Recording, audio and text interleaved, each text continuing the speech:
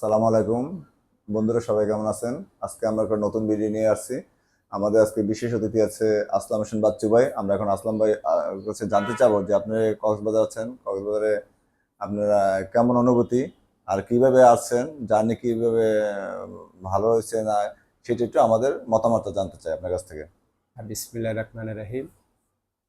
কক্সবাজার এমনই একটা অনুভূতি, সেটা হলো আমি 2005 সাল থেকে এই 2025 সাল পর্যন্ত প্রায় 20 বার এসেছি।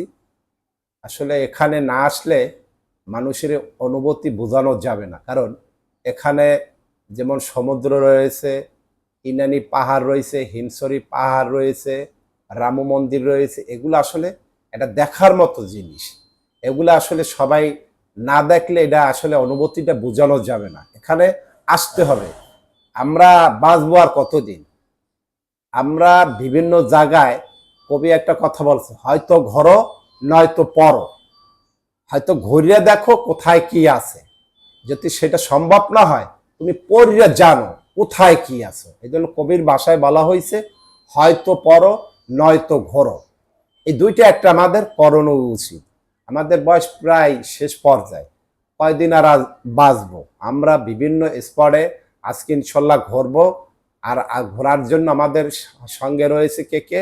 সুমন মাহমুদ, শেষ হয় না তো, সুমন মাহমুদ, আলামিন হোসেন, এবং আমার আমার স্ত্রী রয়েছে জহুর আক্তার নীলা, আমার বড় মেয়ে স্নেহা আফরিন, ছোট মেয়ে সাবিহা সাবিহা আক্তার।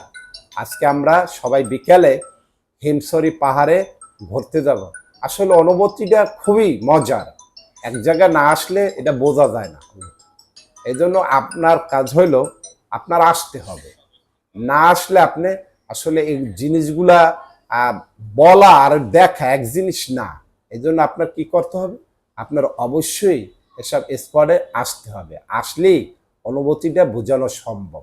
ধন্যবাদ, ভালো থাকবেন।